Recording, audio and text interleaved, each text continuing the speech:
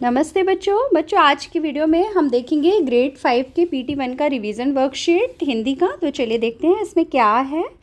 तो इसमें जो प्रश्न है ना, पहले बहुविकल्पी प्रश्न है, मतलब MCQ टाइप के क्वेश्चंस हैं। MCQ में मतलब आपको बहुत सारे ऑप्शंस दिए रहेंगे, उसमें से कोई एक करेक्ट ऑप्शन आपको चूज़ करना है। तो पहला क्या है, गला शब्द का बहुवचन क्या है। गला मीन्स होता है नेक, तो गला जो है सिंगुलर है तो उसका प्लूरल यानी बहुवचन होगा गले। फिर है किरणें शब्द का एक वचन। किरणें जो है प्लूरल है तो इसका सिंगुलर होगा किरण, मतलब एक वचन किरण।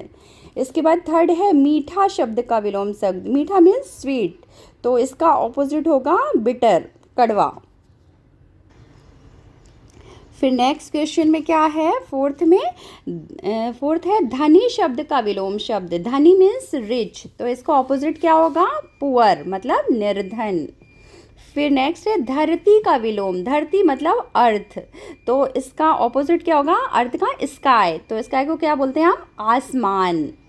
फिर इसी तरह धूप शब्द का विलोम शब्द। धूप मतलब हॉट सन जो होता है, तो हॉट गर्मी जो सूरज की होती है, तो धूप का ऑपोजिट होगा छाँव, मतलब शेड। फिर चलिए देखते हैं और क्वेश्चंस क्या है। फिर नेक्स्ट है दिए गए रेखांकित शब्दों के लिए संज्ञा का सही भेद चुनिए। मतलब 7 to 8 क्वेश्चंस जो है उसमें हमें करेक्ट संज्ञा पहचाननी है कि कौन सा करेक्ट नाउन है। तो फर्स्ट सेंटेंस क्या है, 7th वाला, मुझे बहुत थकान है। थकान मतलब टायर्डनेस, तो ये एक फीलिंग्स है, तो ये होगी भाववाचक संज्ञा, मीन्स एब्स्ट्रैक्ट नाउन। फिर है 8th में घोड़ा तेज भाग रहा है। घोड़ा क्या है, हॉर्स। हॉर्स क्या हुआ, अपना एक जातिवाचक संज्ञा है, क्योंकि ये पूरे घोड़ा हॉर्स को रिप्रेजेंट कर रहा है, कोई एक पर्टिकुलर नेम नहीं है इसमें, इसलिए ये कॉमन नाउन है, जातिवाचक संज्ञा। फिर 9th में क्या है, देखिए, डॉक्टर अब्दुल कलाम बहुत महान थे। मतलब क्या हुआ कि डॉक्टर अब्दुल कलाम जो है ना एक नेम है, तो नेमिंग वाली संज्ञा जो होगी, डॉक्टर अब्दुल कलाम नाम है, तो ये पर्टिकुलर नेम को हम क्या बोलेंगे, व्यक्तिवाचक संज्ञा, मतलब प्रॉपर नाउन। फिर 10th में देखते हैं, 10th में क्या है, अंकिता बहुत सुंदर है। तो अंकिता जो है गर्ल का नेम है, तो नेमिंग नाउन मतलब ये क्या होगा, व्यक्तिवाचक संज्ञा है, इसमें पर्सन का नेम है। फिर नेक्स्ट क्या है देखते हैं 11th से, नीचे दिए गए विकल्पों में से रिक्त स्थान के लिए उपयुक्त संज्ञा शब्द चुनिए। मतलब कि करेक्ट नाउन हमें फिल करना है। तो क्या होगा हमारा फर्स्ट 11th वाला, देखो, बगीचे में डैश है। बगीचे में क्या है, हरियाली है, मतलब गार्डन में क्या है, ग्रीनरी। हरियाली मीन्स ग्रीनरी है। फिर नेक्स्ट है डैश दौड़ रहा है। कौन दौड़ रहा है, बच्चा दौड़ रहा है। बिकॉज यहाँ पे रहा है बोलेंगे तो सिंगुलर यूज हुआ है, तो चाइल्ड के लिए बच्चा। अगर यहाँ पे होता सेंटेंस दौड़ रहे हैं तो यू कैन राइट बच्चे, बट ये सिंगुलर नाउन के लिए यूज हुआ है, बच्चा दौड़ रहा है, तो बच्चा इज करेक्ट। फिर नेक्स्ट है, हमें डैश नहीं करनी चाहिए। हमें क्या नहीं करनी चाहिए, ईर्ष्या। ईर्ष्या मीन्स जेलसी नहीं करना चाहिए। नेक्स्ट में देखें क्या है, 15th में देखिए, 15th में हो दिए गए शब्दों के अर्थ लिखिए। मतलब ये जो वर्ड गिवन है उनके अर्थ आपको बताना है। तो उर का मतलब होता है अपना हृदय। उर मीन्स हार्ट, हृदय। भ्रमरों मतलब भंवरे, इसको लिख सकते हैं भ्रमर, बट यहाँ पे भ्रमरों है इसलिए भ्रमरे को भंवरे लिखेंगे, बम्बल बी। पले मीन्स होता है ब्रॉट अप, यानी कि पालन पोषण होना। सूत्र मीन्स धागा, एक थ्रेड, जैसे फूलों को एक सूत्र में, एक धागे में पिरोया जाता है। फिर श्रृंगार मतलब उसका मेकओवर, यानी कि सजावट, डेकोरेशन। फिर नेक्स्ट है, निम्नलिखित प्रश्नों के उत्तर एक वाक्य में लिखिए। तो पवन के पल्ले में झूलकर कौन बड़े होते हैं। तो इसका उत्तर क्या होगा, पवन के पल्ले में झूलकर, इन प्लेस ऑफ कौन यू कैन राइट, सिर्फ एक शब्द लिखना है। यहाँ पे लिखेंगे आप फूल, क्योंकि पवन के पल्ले में झूल झूल कर फूल बड़े होते हैं। फिर नेक्स्ट है, फूलों के हृदय की कली को कौन खिलाता है। तो ये क्वेश्चन वर्ड हटा के आपको हाफ ऑफ द आंसर ना क्वेश्चन में ही मिल जाएगा। तो फूलों के हृदय की कली को सूरज की किरणें खिलाती हैं। कौन खिलाता है, कौन खिलाता है, सूरज की किरणें। फिर नेक्स्ट है फूल कैसे होते हैं। तो इसका उत्तर है फूल जो है ना अलग अलग रंग के होते हैं और इनकी क्यारियाँ भी अलग अलग होती हैं। फिर फोर्थ में है कांटों में खिलकर हम सबने हंस हंस कर है जीना सीखा, कवि ने हम सबने किसके लिए कहा है।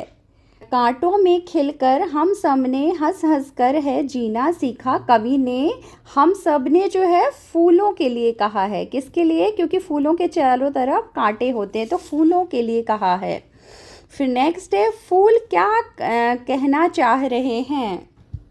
तो इसका उत्तर है फूल मनुष्य को यह कहना चाह रहे हैं कि भगवान ने हम सबको एक समान बनाया है। फिर नेक्स्ट है 17th वाला क्या है, कांटों में खिलकर हम सबने हंस हंस कर है जीना सीखा। इन पंक्तियों का भाव अपने शब्दों में स्पष्ट करना है। मतलब आपने कविता पढ़ी है ना, इसमें जो ये पंक्तियां हैं उसका क्या अर्थ है।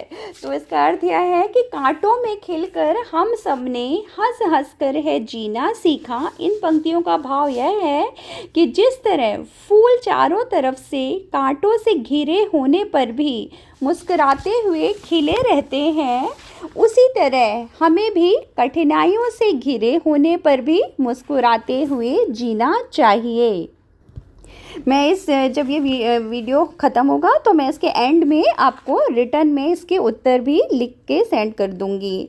तो पहले समझ लेते हैं। अब देखिए दूसरा जो है प्रश्न, उसमें क्या है, रंग रंग के रूप हमारे अलग अलग हैं क्यारी क्यारी। ये जो पंक्तियाँ थी कविता की, उसमें कवि का इस कथन से क्या तात्पर्य है। तो इस रंग रंग के रूप हमारे अलग अलग हैं क्यारी क्यारी, कवि का इस कथन से यह तात्पर्य है, मतलब यह मीनिंग है, यह कहना चाह रहे हैं कवि कि जिस तरह से उपवन में अलग अलग तरह के फूल होते हैं और उनकी क्यारियां भी अलग अलग होती हैं, फिर भी उपवन की शोभा सभी फूलों के एक साथ होने से होती है, उसी तरह मनुष्यों में भी चाहे कितनी भी विभिन्नता क्यों ना हो, किसी भी देश की शोभा सभी लोगों के एक साथ मिलजुल कर रहने से होती है। फिर नेक्स्ट क्या है, देखिए थर्ड वाला जो है, कविता सुमन हम सब सुमन एक उपवन के, इसका मूल भाव क्या है। तो इसका मूल भाव है, इस कविता में एकता का संदेश है, दूसरा भेदभाव नहीं करना चाहिए, और तीसरा है फूलों की तरह मिलजुल कर एक समान रहना चाहिए। फिर देखिए प्रश्न उत्तर आप इससे देख सकते हैं। फूल किसके पलने में झूल झूल कर बड़े होते हैं। तो उत्तर है फूल पवन के पलने में झूल झूल कर बड़े होते हैं। प्रश्न दूसरा है फूलों के हृदय की कली को कौन खिलाता है। उत्तर है फूलों के हृदय की कली को सूरज की किरणें खिलाती हैं। फिर तीसरा प्रश्न है फूलों को कौन नहलाता है। तो फूलों को चांद की चांदनी नहलाती है। प्रश्न चौथा फूल कैसे होते हैं। उत्तर है फूल अलग अलग रंग के होते हैं जिनकी क्यारियां भी अलग अलग होती हैं। प्रश्न 5 है फूलों को खिलने के लिए क्या क्या चाहिए। तो उत्तर है सूरज की किरणों को खिलने के लिए मिट्टी, जल, वायु और सूरज की किरणों की आवश्यकता होती है। फिर छठवां प्रश्न है उपवन की शोभा किनसे होती है। तो उत्तर है उपवन की शोभा अलग अलग रंग के फूलों से होती है जो चारों तरफ सुगंध फैलाते हैं। फिर नेक्स्ट है 7th, फूल क्या कहना चाह रहे हैं। उत्तर है फूल मनुष्य को यह कहना चाह रहे हैं कि भगवान ने हम सबको एक समान बनाया है। अगला प्रश्न है कविता का मूल भाव लिखिए। तो उत्तर है इस कविता में जो मूल भाव छिपा है वह एकता का संदेश, भेदभाव नहीं करना चाहिए। फिर तीसरा है फूलों की तरह मिलजुल कर एक समान रहना चाहिए। फिर नेक्स्ट प्रश्न क्या है 9वां, प्रकृति मतलब नेचर, जिसमें आते हैं फूल, पत्ते, पेड़ पौधे, चिड़िया, जानवर, हमें सब क्या सिखाते हैं। प्रकृति हमें यह सिखाती है कि चाहे जीवन में कितनी भी कठिनाइयाँ आएं, हमें फूलों की तरह मिलजुल कर रहना चाहिए और एक सूत्र में बंधकर देश का गौरव बढ़ाना चाहिए। हर समस्या का सामना डटकर करना चाहिए।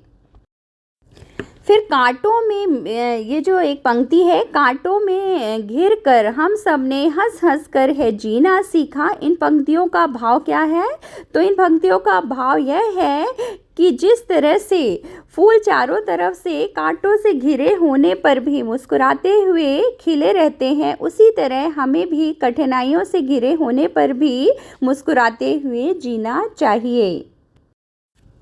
फिर रंग रंग के रूप हमारे अलग अलग हैं, क्यारी क्यारी। कवि का इस कथन से क्या तात्पर्य है? तो कवि का यह तात्पर्य है कि जिस तरह से उपवन में अलग अलग तरह के फूल होते हैं और उनकी क्यारियां भी अलग अलग होती हैं, फिर भी उपवन की शोभा सभी फूलों के एक साथ होने से होती है, उसी तरह हम मनुष्यों में भी चाहे कितनी भी कठिनाइयाँ हों, किसी भी देश की शोभा सभी लोगों के एक साथ मिलजुल कर रहने से होती है।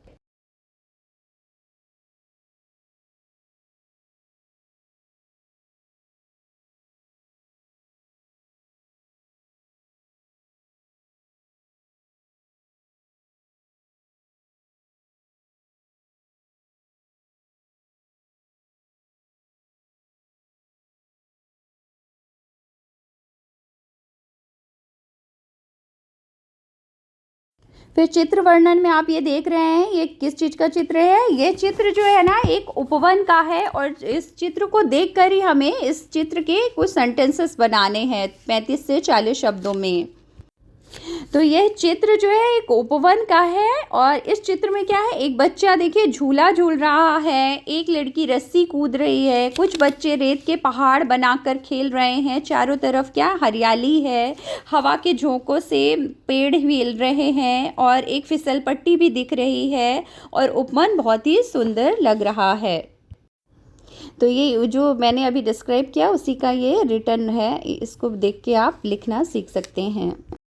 इसी तरह एक और आप चित्र वर्णन दे सकते हैं। ये जो चित्र है ना, एक दीपावली फेस्टिवल का है, तो इसको देख के आप कुछ सेंटेंसेस बना सकते हैं 30 से 35 शब्दों में, 30 to 35 वर्ड्स में लिखना है। तो आपने मन से भी कोई आप सेंटेंस बना सकते हैं। मैंने कुछ इसी तरह एक एग्जाम्पल के तौर पर बनाया है। तो देखिए इस चित्र में दीपावली का त्यौहार मनाते हुए दिखाया गया है। कुछ लोग एक दूसरे को मिठाई खिला रहे हैं, 2 बच्चे रॉकेट जला रहे हैं, एक बच्चा अनार जला रहा है, घर के चारों तरफ दिए जलाए गए हैं और चारों तरफ प्रकाश ही प्रकाश है। सभी लोग परिवार में खुश दिख रहे हैं, सभी लोग दीपावली का त्यौहार मना रहे हैं। तो ये रिटर्न में भी मैंने इसमें लिख दिया है, आप इसको देख के भी समझ सकते हैं। तो ये थी आपकी रिवीजन वर्कशीट। हम फिर मिलेंगे आपको एक नए वीडियो के साथ। तब तक अपना ख्याल रखिए। Take care, bye bye.